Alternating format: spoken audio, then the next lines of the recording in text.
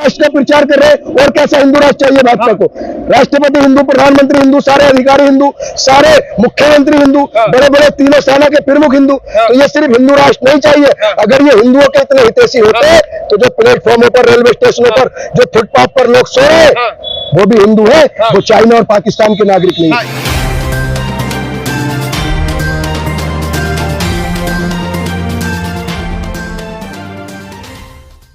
तो शुक्रिया सर। मैं एक बात बताऊं आपको, जो आपने कहा क्या नीतीश जी के जाने से इंडिया गठबंधन कमजोर हुआ। देखिए सर, एक आपने मछली देखी है जो जिंदा मछली होती है, वो पानी के धार के विपरीत चलती है, और जो मछली मर जाती है वो धार के साथ साथ बहती है। तो जिन लोगों का जमीर जिंदा है, जो हक की और आवाम की लड़ाई को लड़ रहे हैं, वो हमेशा गलत के खिलाफ चलते रहेंगे और गलत के खिलाफ बोलते रहेंगे, चाहे सड़क हो या सदन हो। सड़क से संसद तक जो गलत के खिलाफ लड़ रहे हैं वो लोग इस देश के असली नेता है और असली देशवासी है। सवाल नीतीश कुमार का है। देखिए, उन्हें पलटू राम कहा गया कि एक नारा चला यूपी में राम आए और बिहार में पलटू राम आए। तो देखिए, उनकी जो टेक्नोलॉजी है, उनका जो एक सिस्टम है, वो पलटी मार के कभी इधर कभी इधर, कभी इधर कभी इधर, तो वो पहला बदलते हैं। ऐसे लोगों का कोई वजूद नहीं होता। और बिहार की जनता इस बार इस पलटू राम को दिखा देगी कि हम ऐसे पलटू राम के साथ नहीं है जो हमारे अधिकारों का और हमारे वोटों का सौदा करे। जनता की उम्मीदों पर हमने वोट दिया था, हमने एक सेकुलर सरकार चुनी थी। नीतीश कुमार फिर से भ्रष्टाचारी हो गए। और एक तरफ वो कहते थे कि मैं बीजेपी की विचारधारा के खिलाफ लड़ाई लड़ रहा हूं, मैं बिहार की आवाम की लड़ाई लड़ रहा हूं, मैं देश की आवाम की लड़ाई लड़ रहा हूं। वो आवाम की लड़ाई नहीं लड़ रहे, वो सिर्फ कुर्सी की लड़ाई लड़ रहे, वो कुर्सी के लोभी है। देखिए, एक बहुत बड़े तर्क साहित्य ने कहा कि कोई भी सत्ता भ्रष्ट नहीं होती, लेकिन कुछ पाखंडवादी लोग जब सत्ता में आ जाते हैं तो सत्ता को भ्रष्ट कर देते हैं। पाखंडवादी नीतीश कुमार जी है। एक तरफ लालू परिवार में जंगलराज दिखता है, लालू परिवार भ्रष्टाचारी दिखता है, फिर उनसे जाकर आई लव यू बोल देते हैं, सरकार बना लेते हैं। फिर जब उनसे मन भर जाता है तो बीजेपी को आई लव यू बोल देते हैं, बीजेपी के साथ सरकार बना लेते हैं। लेकिन बिहार की जनता के हित के लिए तो सोचते हैं ना। लेकिन बिहार की जनता के हित के लिए सोचते हैं। तो देखिए, इस तरीके से एक तरफ उन्होंने कहा था कि मैं मिट्टी में मिल जाना मंजूर है, मर जाना मंजूर है, लेकिन भाजपा के साथ नहीं जाऊंगा। देश के गृह मंत्री जी हमारे अमित शाह जी, कि नीतीश बाबू, लल्लन बाबू, आपके लिए भाजपा के सारे दरवाजे बंद है, आपकी कोई एंट्री नहीं होगी। बीजेपी के जो उप मुख्यमंत्री बने सम्राट चौधरी, वो बोले जब तक नीतीश को कुर्सी से नहीं उतार दूंगा तब तक अपनी पगड़ी नहीं खोलूंगा। अबे बेवकूफ इंसान, अब जब नीतीश कुर्सी से नहीं उतरे तो फिर कुर्सी पर क्यों बैठ गए? तो ये इनका दोहरा चरित्र है। ये पाखंडी लोग हैं जो देश की जनता को धर्म के नाम पर और बहकाकर और बेवजह के मुद्दों को उठाकर देश में फूट डाले राजनीति कर रहे हैं। ये सर, ईवीएम का जो मामला है, ये बहुत तूल पकड़ रहा है और ऐसे मामले सामने है। मध्य प्रदेश में जो बसपा कैंडिडेट थे उनको वोट नहीं मिला। कमलनाथ जी ने आरोप लगाया कि जो ईवीएम मशीन सुबह 8 बजे से वोटिंग हुई और शाम 6 बजे तक वोटिंग हुई, जब वो काउंटिंग पर मशीन खोली गई तो कुछ मशीनों की बैटरी 90% तक चार्ज थी। अब एक बार बताइए, सुबह शाम तक वोट पड़े तो क्या बैटरी डाउन नहीं होती? तो देखिए, हमारे वोटों की क्या घोटाला हुआ है। घोटाला हुआ है, ईवीएम का सबसे बड़ा घोटाला। अगर दुरुपयोग, सरकारी संस्थाओं का जो दुरुपयोग किया है वो भारतीय जनता पार्टी ने किया है। बताइए, जो ईवीएम का मसला है, जो बीपीएल कंपनी है, जो तो उसके अंदर एक राजकोट का गुजरात के जिलाध्यक्ष है बीजेपी के, आचार्य वास, और 4 लोग वो इसमें जब बैठे हैं तो क्या घोटाले की उम्मीद न लगाई जाए? जो कुरैशी साहब थे पूर्व चुनाव अधिकारी, उन्होंने ये कहा चलो ईवीएम माना हैक नहीं हो सकती, लेकिन जो बीबीपीएट है उसमें जो पर्ची निकलती है एक डब्बे में डले, ताकि अगर ये आरोप लगे तो बीबीपीएट को और ईवीएम को मिला लेना चाहिए। तो साबित करें ना आप लोग की घोटाला हो रहा है। देखिए, अभी जो ईवीएम पे 15 दिन पहले जो प्रोटेस्ट हुआ था, उसमें हमारे जो टेक्निकल लोग आए थे उन्होंने साबित कर दिया था। हमने वोट बनाना पे दिया, लेकिन वोट एप्पल पर जा रहा है। पूरी मीडिया बंधुओं के सामने हमने पूरे तरीके से, जो आंदोलनकारी हमारे साथ थे, महमूद पराचा जी और भानु प्रताप जी के नेतृत्व में फैला रहे ना। देखिए, प्रोपेगेंडा किस चीज का फैला रहे? हमारी मांग जायज है। देखिए, ये संवैधानिक देश है, ये लोकतांत्रिक देश है। ये देश बाबा साहब अम्बेडकर के संविधान से चलेगा। ये देश किसी के बाप की बपोती नहीं है। हमें अधिकार है, हम देश की जनता है, हमें अपने सवाल से, सरकार से या चुनाव आयोग से सवाल पूछने का अधिकार है, और हमें अपनी जायज मांग रखने का, पूरी कराने का अधिकार है। सरकार अच्छे काम करती है, आप जैसे लोग विरोध करना चालू कर देते हैं। सरकार ने तो बहुत अच्छे काम करने के वादे किए थे। मीडिया बंधु, आपने कभी पूछा कि 2 करोड़ नौकरियां कहाँ है? 9.5 साल हो गए, 19 करोड़ नौकरियां कौन हिसाब देगा?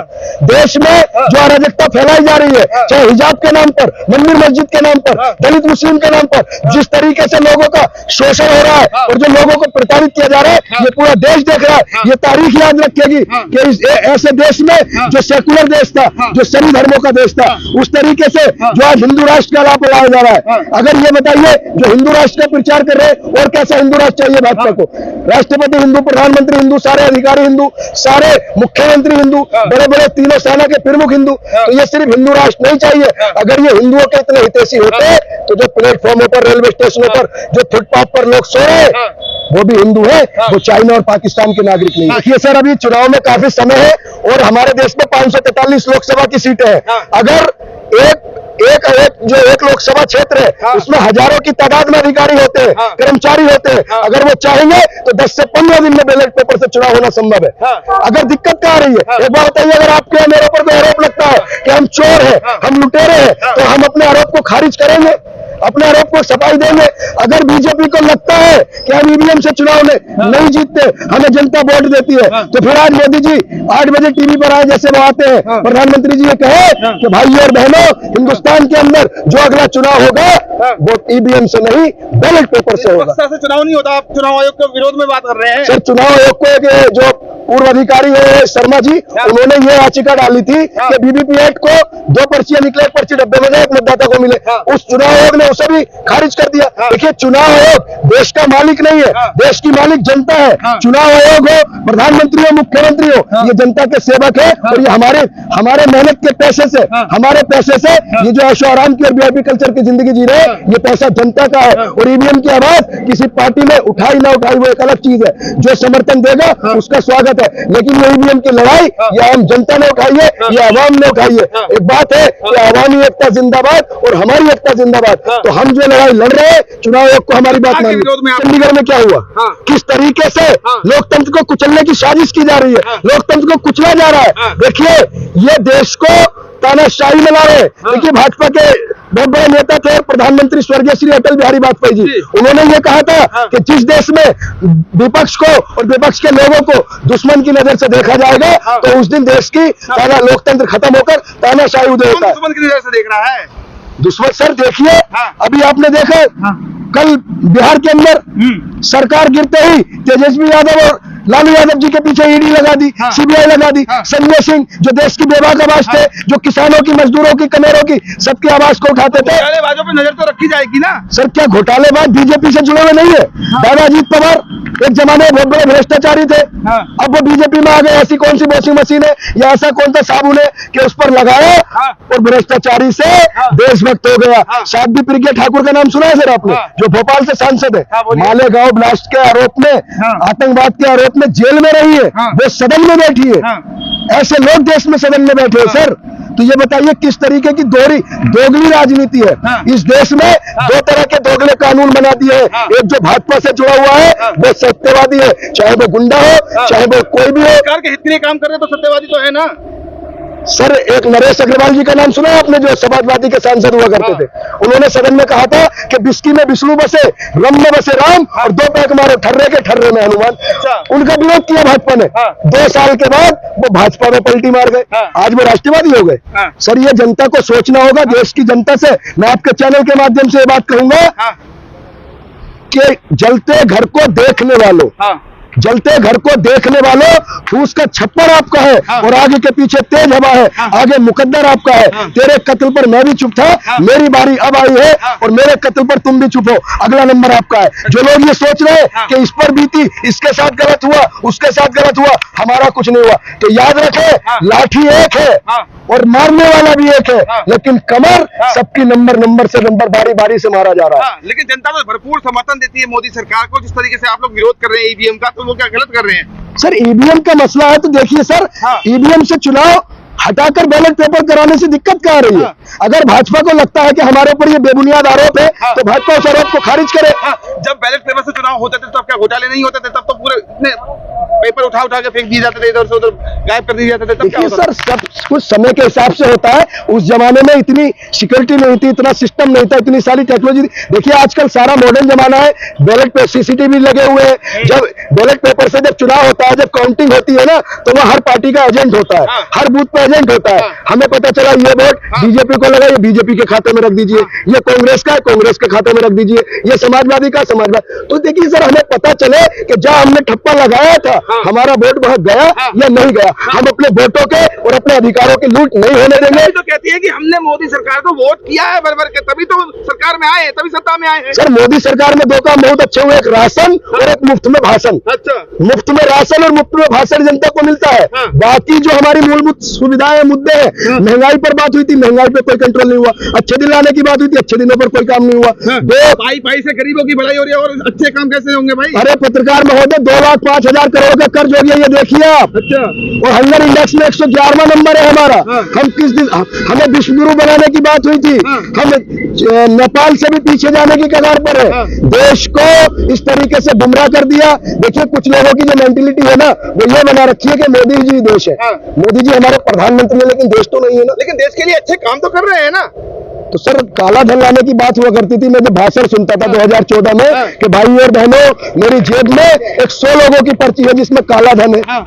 मेरे प्रधानमंत्री बनते ही सारा आ जाएगा और प्रत्येक भारतवासी को 15-20 लाख यूं ही मिल जाएंगे। तीसरी बार प्रधानमंत्री बन जाने दीजिए, सारे अधूरे काम पूरे हो जाएंगे। सर देखिए अब तो अच्छे दिन आने वाले हैं, क्योंकि मोदी जी जाने वाले हैं। 2 बार जनता ने मौका दिया ना। 400 पार का आंकड़ा है। 400 अरे सर 400 पार का आंकड़ा ईवीएम से चुनाव हटाकर बैलेट पेपर से करा दीजिए। 100 सीटें भाजपा को नहीं मिल पाएंगी। भाजपा देखिए, जो योद्धा जंग में जब वो जंग हार जाता है तो वो धर्म का सहारा लेता है, अपने धर्म की याद करता है। तो ये लोग हार गए। मैं देखो आज आपके चैनल के माध्यम से एक बात कहूंगा, अभी 2024 का चुनाव शुरू होने वाला है और भाजपा के तमाम नेता, तमाम पदाधिकारी, छोटे से छोटा कार्यकर्ता भी सिर्फ यही क्रेडिट लेगा कि हमने राम मंदिर बनवा दिया और हमें वोट दो। वो शिक्षा पे वोट नहीं मांगेगा, रोजगार पे वोट नहीं मांगेगा, अच्छे डेवलपमेंट पे वोट नहीं मांगेगा, सिर्फ मंदिर के नाम पर वोट मांगेगा। और मैं आपके चैनल के माध्यम से जनता को एक मैसेज देना चाहता हूँ, जो भी नेता इस बार धर्म के आधार पर वोट मांगने आए उसके जूता निकाल कर मारिए, उसके जूता मारिए अगर कोई धर्म के नाम पर वोट मांगे। मैं ये बोल रहा हूँ, जिस तरीके से अभी नीतीश जी ने दामन थामा एनडीए का, तो एनडीए की राह आसान हो गई, मोदी सरकार की राह आसान है। 400 पार का आंकड़ा भी सच होता दिखाई दे रहा है। देखिए सर, मैं आपको बताऊं, कोई भी जनता नेता जनता को नहीं बनाती, जनता नेता बनाती है। जो जनता के साथ छलावा हुआ है, जो नीतीश जी ने पलटी मार मार कर एक भरम अपना कम किया है, जो वजन कम किया है, इस बार जनता नीतीश जी को वोट नहीं देगी। बिहार में इस बार परिवर्तन होगा और बिहार के लोग इस बार धोखेबाज लोगों को यहां से निकाल फेंकेंगे। और हम जो ईवीएम के खिलाफ लड़ाई लड़ रहे हैं, हम ईवीएम को बैन करा कर रहेंगे, हम बैलेट पेपर से चुनाव कराएंगे।